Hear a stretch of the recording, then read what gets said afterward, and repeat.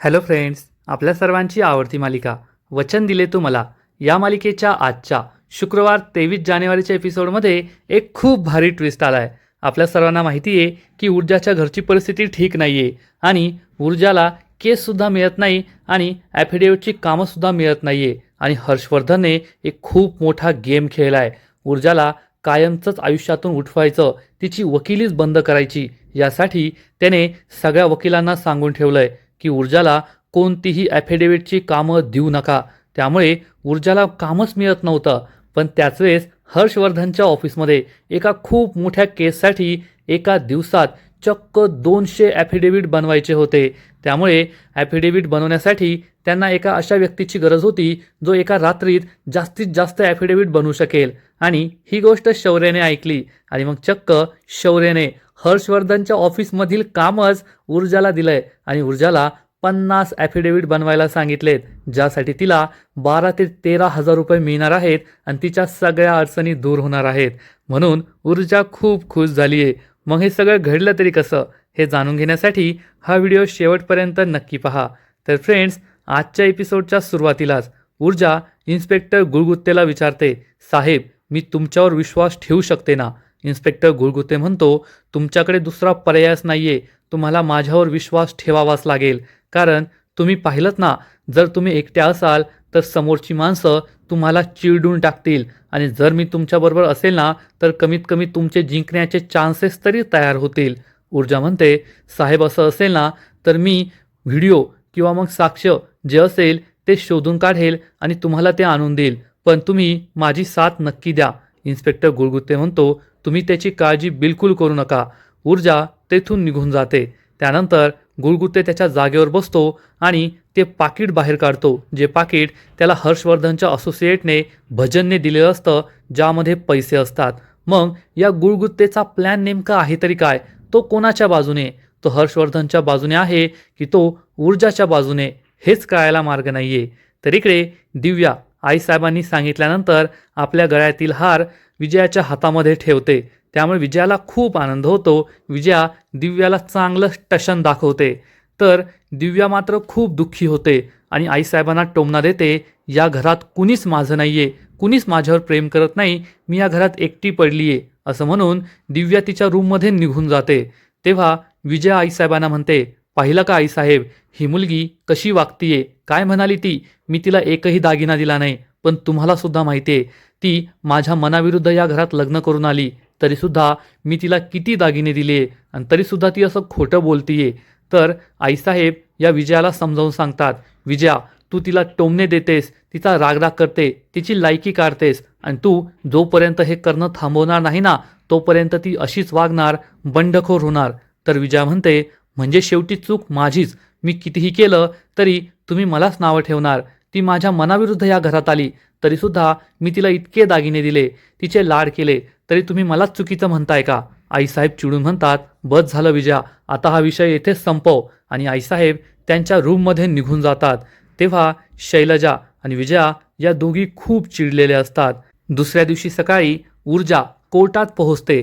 तेथे जो वकील तिला नेहमी ॲफिडेविटची कामं देत असतो, तो एका दुसऱ्या वकिलाला ॲफिडेविटची कामं देत असतो. त्याच्याकडे 8 कामं असतात, त्यापैकी 4 तो त्या दुसऱ्या वकिलींबाईला देतो. तेवढ्यात ऊर्जा तेथे पोहोचते आणि म्हणते, सर, उरलेली कामं तुम्ही मला द्या ना.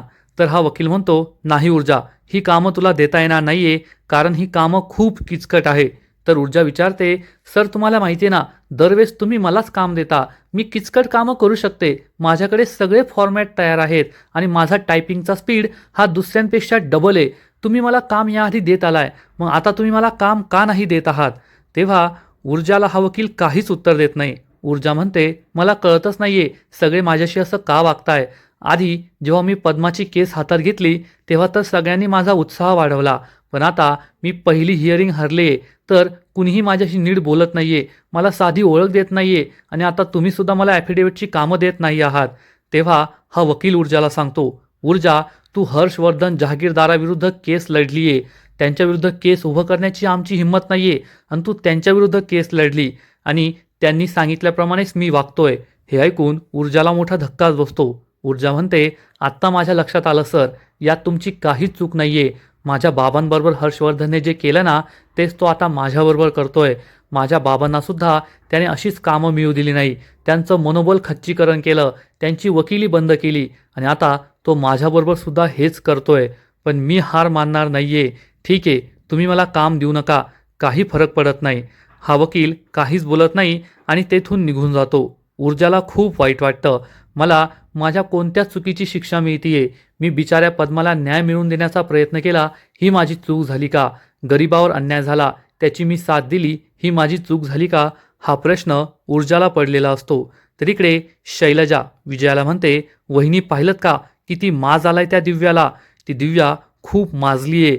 आईसाहेबांसमोर कसं तुमच्या विरुद्ध खोटं सांगत होती. खरंच तिला तुम्ही चांगला धडा शिकवायला हवा. विजया खूप चिडते आणि म्हणते, मी तर तिला चांगलाच धडा शिकवणार. शैलजाचा हाच प्लॅन असतो. जाणून बुजून ती विजयाला दिव्याविरुद्ध भडकून देत असते आणि विजया म्हणते, आता पहा मी तिच्याबरोबर काय करते. तिने आईसाहेबांसमोर मला खोटं पाडलं ना, माझ्या विरुद्ध त्यांचे कान भरून दिले ना. आईसाहेब मला बोलल्या आणि मी माझा अपमान विसरत नाही. मी त्याचा बदला नक्की घेणार. आणि हे ऐकून शैलजाला खूप आनंद होतो. माझा प्लॅन यशस्वी झाला म्हणून ती खुश होते. तर इकडे हर्षवर्धनच्या फर्ममध्ये हर्षवर्धनचा लहान भाऊ शैलजाचा नवरा प्रभाकर आपल्या 2 असोसिएट्सला सांगतो, ही केस खूप मोठी आहे. क्लायंटने सांगितल्याप्रमाणे उद्याच्या उद्या आपल्याला 250 ॲफिडेव्हिट तयार करून घ्यायचेत. हे ऐकून या 2 असोसिएटला मोठा धक्काच बसतो. त्या म्हणतात, सर हे शक्य नाहीये. तर प्रभाकर त्यांच्याकडे रागारागाने पाहतो आणि म्हणतो, इम्पॉसिबल काहीच नसतं. मला उद्याच्या उद्या हे 250 ॲफिडेव्हिट माझ्या डेस्कवर पाहिजेत, नाहीतर आपले क्लायंट नाराज होतील. तुम्ही काहीही करा, ओव्हरटाईम करा, पण उद्याच्या उद्या मला हे काम करून हवंय. तेव्हा असोसिएट म्हणतात, सर हे खूप अवघड आहे. तर प्रभाकर म्हणतो, मला नाही ऐकायची सवय नाहीये आणि जर हर्षवर्धन सरांना हे कळलं ना तर काय होईल तुम्हाला माहिती आहे. चला कामाला लागा. त्याच वेळेस तेथे शौर्य पोहोचतो आणि विचारतो, काय झालं सर? तर प्रभाकर म्हणतो, शौर्य तू एवढ्या उशिरा का आलाय? कुठे गेला होतास? तर शौर्य सांगतो, आईने मला मंदिरात बोलवलं होतं, मी तेथून येतोय म्हणून यायला उशीर झाला. प्रभाकर म्हणतो, ठीक आहे, चल कामाला लाग. प्रभाकर तेथून निघून जातो. शौर्य या 2 असोसिएटला विचारतो, काय झालंय? तर या दोघी सांगतात, प्रभाकर सरांनी आम्हाला खूप मोठं काम दिलंय. एका दिवसात उद्या सकाळपर्यंत 250 ॲफिडेव्हिट तयार करायचेत. हे ऐकून शौर्यला सुद्धा आश्चर्य वाटतं, पण तेवढ्यात त्याला एक कल्पना सुचते. तो म्हणतो, माझ्या ओळखीची एक वकील आहे, ती ॲफिडेव्हिटची कामं खूप फास्ट करते. सगळी तर नाही, पण 250 पैकी 50 कामं आपण तिला देऊ शकतो. या असोसिएट म्हणतात, मग तर आमची खूप मदत होईल, पण ती असोसिएट नीट काम करेल ना? शौर्य म्हणतो, मी जबाबदारी घेतली ना, तुम्ही काळजी करू नका. स्टॅम्प पेपर कितीचे लागणार आहे? तर या असोसिएट सांगतात, 500 रुपयाचे स्टॅम्प पेपर लागतील. शौर्य म्हणतो, मग मला स्टॅम्प पेपर आणि सगळे डॉक्युमेंट आणून द्या, मी तिच्याकडून सगळं काम करून घेतो. या असोसिएट निघून जातात. शौर्य खूप खुश होतो की आता मला ऊर्जाची मदत करता येईल. तो लगेचच ऊर्जाला फोन करतो आणि म्हणतो, ऊर्जा एक खूप मोठं काम मिळालंय, तू आत्ताच्या आत्ता मला भेटायला ये. ऊर्जा हो म्हणते. तेवढ्यात या 2 असोसिएट शौर्यला 50 स्टॅम्प पेपर आणि बाकीची सगळी डॉक्युमेंटची फाईल आणून देतात आणि विचारतात, शौर्य हे काम होईल ना? नाहीतर प्रभाकर सरांना आम्हाला उत्तर द्यावं लागेल, ते आमची वाट लावतील. शौर्य म्हणतो, मी काम हातात घेतले ना, तुम्ही काळजी करू नका, तुम्ही बाकीची कामं करा, या 50 ॲफिडेव्हिटचं काम मी करतो. असोसिएट म्हणतात, ठीक आहे, आणि त्या तेथून निघून जातात. शौर्य ही फाईल हातात घेतो आणि खूप खुश होतो. आता मला ऊर्जाला मदत करता येईल, तिची आर्थिक अडचण दूर करता येईल म्हणून त्याला आनंद झालेला असतो. तर इकडे विजया आणि शैलजा दोघीही दिव्याच्या रूममध्ये येतात आणि विजया दिव्याला म्हणते, तुझे सगळे दागिने माझ्याकडे दे. दिव्याला मोठा धक्काच बसतो. दिव्या विचारते, माझे दागिने कशाला? तर विजया चिडून म्हणते, माझे दागिने? तुझे नाही तर मी तुला दिलेले दागिने. आता आईसाहेबांसमोर म्हणत होतीस ना की मला या घरात आल्यावर एकही दागिना मिळाला नाहीये, पण तू विसरलीस की लग्न करून आल्यानंतर मी तुला किती दागिने दिले होते. चल सगळेचे सगळे दागिने आत्ताच्या आत्ता काढ. तर दिव्या म्हणते, आई तुम्हाला दागिने कशाला हवे आहेत? विजया चिडून म्हणते, जेवढं सांगितलं तेवढं करायचं. तुझ्या आईबापाने तुझ्यावर नीट संस्कार केले नाहीयेत का? तर दिव्या चिडून म्हणते, माझ्या आईबापाचे संस्कार काढायचे नाही. तर विजया म्हणते, नाही ना काढायचे, पण लवकर ते दागिने मला देऊन टाक. दिव्याचा नाईलाज होतो आणि ती विजयाकडे हे सगळे दागिने देते. तेव्हा विजया हा दागिन्याचा बॉक्स उघडते. खरंच या बॉक्समध्ये खूप सारे सोन्याचे दागिने असतात, बांगड्या, गळ्यातले हार. विजया शैलजाला हे दागिने दाखवते आणि म्हणते, पाहिलंस का शैलजा, ही मुलगी माझ्या विरुद्ध या घरात लग्न करून आली तरीसुद्धा मी तिला इतके सोन्याचे दागिने दिले आणि ती आईसाहेबांसमोर म्हणत होती की मी तिला दागिने दिले नाहीये. आता मी तसं करूनच दाखवते, यातला एकही दागिना तुला मिळणार नाही. हे सगळे दागिने आता माझ्याकडेच राहतील कायमचे. हे ऐकून दिव्याच्या पायाखालची जमीनच सरकते. शैलजा मात्र खूप खुश होते. तर इकडे ऊर्जा ही शौर्याला भेटायला येत असते. त्याच वेळेस एक कानातले विकणारी मुलगी तेथे येते आणि म्हणते, ताई घ्या ना, खूप भारी आहे, खूप स्वस्त कानातले, तुम्हाला नक्कीच आवडतील. तर त्यासाठी ऊर्जा नकार देते आणि म्हणते, मला नकोय. पण त्याच वेळेस तिला एक कानातले खूप आवडतात आणि तिची नजर यावर पडते. ही गोष्ट या मुलीच्या लक्षात येते. ही मुलगी तिला हे कानातले काढून देते आणि म्हणते, घ्या ना ताई, खूप स्वस्त आहेत, फक्त 150 रुपयाला. पण ऊर्जाला मोठा धक्काच बसतो. ऊर्जा म्हणते, 150 रुपयाला? नको, मला नकोय. तर ही मुलगी म्हणते, ओ ताई घ्या ना, किती छान आहे, तुमच्या मनात वसले ना, मला कळलंय, तुमची नजर हटत नाहीये, घ्या. ठीक आहे, तुमचं नाही माझं नाही, फक्त 100 रुपयामध्ये घेऊन टाका. पण ऊर्जाकडे एवढेही पैसे नसतात, 100 रुपयेसुद्धा तिच्याकडे नसतात आणि ती म्हणते, नको थँक्स, मला नको आहेत. ती जाऊ लागते. तर ही कानातली मुलगी म्हणते, घ्या ना ताई प्लीज, सकाळपासून भवानीसुद्धा नाही झाली आहे, घ्या, मी अजून पैसे कमी करते, तुमचंही नाही माझंही नाही, फक्त 80 रुपयात घ्या. मी 200 रुपयाच्या खाली देत नाही, पण भवानी न झाल्यामुळे माझं नुकसान करून देतीये, घ्या ना. तर ऊर्जा म्हणते, नकोय मला, खरंच मला नाही गरज आहे त्याची. पण त्याच वेळेस शौर्य तेथे येतो आणि म्हणतो, देऊन टाका. ऊर्जाला मोठा धक्काच बसतो. तर ही मुलगी खूप खुश होते आणि म्हणते, दाजी फक्त 80 रुपये बरं का, भवानी नाही झाली म्हणून देतीये. ही मुलगी चक्क शौर्याला ऊर्जाचा नवरा समजते आणि दाजी म्हणते. त्यामुळे शौर्याला खूप आनंद होतो. तर ऊर्जाला मोठा धक्काच बसतो आणि शौर्य या मुलीला पैसे देतो आणि हे इयरिंग्स घेतो. तेव्हा ही मुलगी ऊर्जाला म्हणते, ताईडे खरंच असा नवरा असायला हवा. बायकोच्या मनातली गोष्ट त्याला लगेच कळली, नाहीतर बाकीचे नवरे पाहतात ना मी, नुसते कटकट करत असतात. आणि ती मुलगी तेथून निघून जाते. ऊर्जा आणि शौर्य एकमेकांकडे पाहतात. ऊर्जा खूप लाजते. तर इकडे दिव्या ही विजयाला विचारते, आई तुम्ही माझ्याबरोबर असं का करताय, माझे सगळे दागिने का घेताय? तर विजया चिडून म्हणते, कारण तू माझ्याशी असं वागली, आईसाहेबांसमोर तू खोटं बोलली, मला खोटं पाडलं. तुझी हिंमत कशी झाली असं खोटं बोलण्याची, की मी तुला एकही दागिना दिला नाहीये, एवढे सगळे दागिने मी तुला दिले, पण तू माझ्याबरोबर असं वागली. आता तुला एकही दागिना मिळणार नाही, हे सगळे दागिने मी घेणार. मला असं वाटलं होतं चाळीतली मुलगी आहेस तू, थोडेफार संस्कार तरी असतील, पण तुझ्यावर एकही संस्कार नाहीये. दिवसभर आपल्या बेडरूममध्ये बसून राहते, भूक लागली की किचनमध्ये येते, नौकरांना फरमान सोडते, खाते पिते आणि पुन्हा एकदा रूममध्ये येऊन बसते.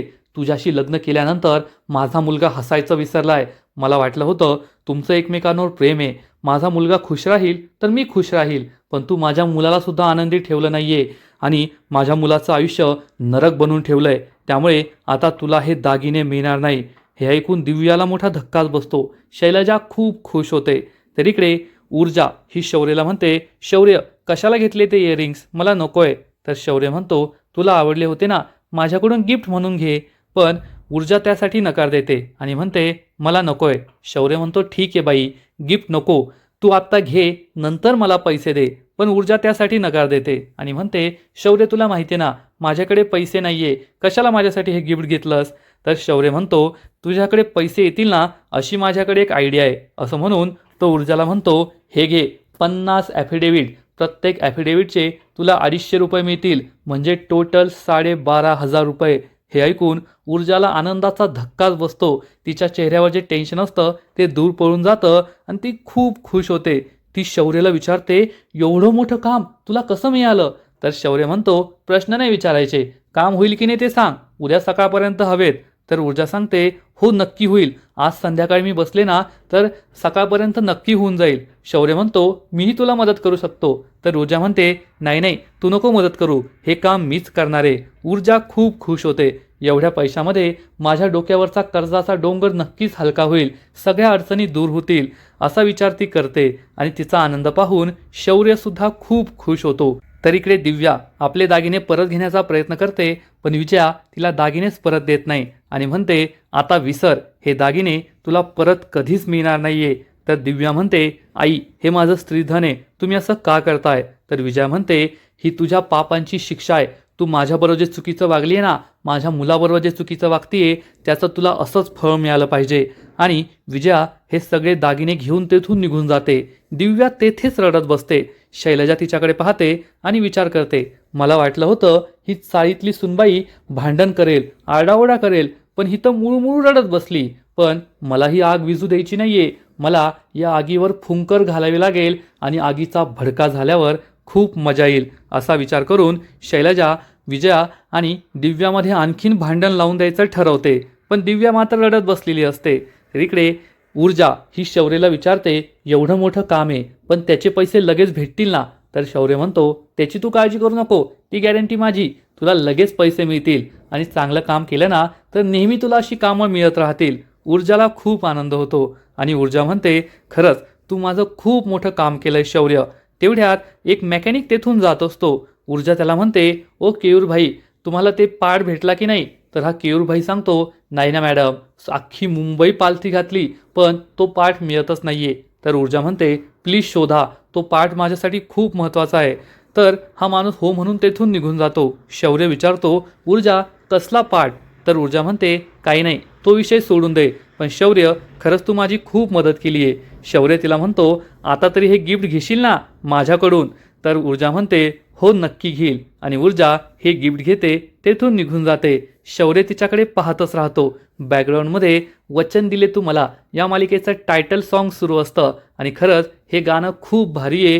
हे शीर्षक गीत एक नंबर आहे आणि तुम्ही सुद्धा या शीर्षक गीताच्या ऊर्जा आणि शौर्याच्या प्रेमात पडाल एवढं मात्र नक्की. आणि आजचा एपिसोड येथेच संपतो. तर खरंच फ्रेंड्स, वचन दिले तू मला ही मालिका खूप भारी आहे. एकीकडे पद्माची कोर्ट केस, ऊर्जा तिला न्याय मिळवून देण्यासाठी झटतीये आणि दुसरीकडे आपल्याला शौर्य आणि ऊर्जाची प्रेम कहाणी पाहायला मिळतीये आणि यांची प्रेम कहाणी सुद्धा खूप गोड आहे.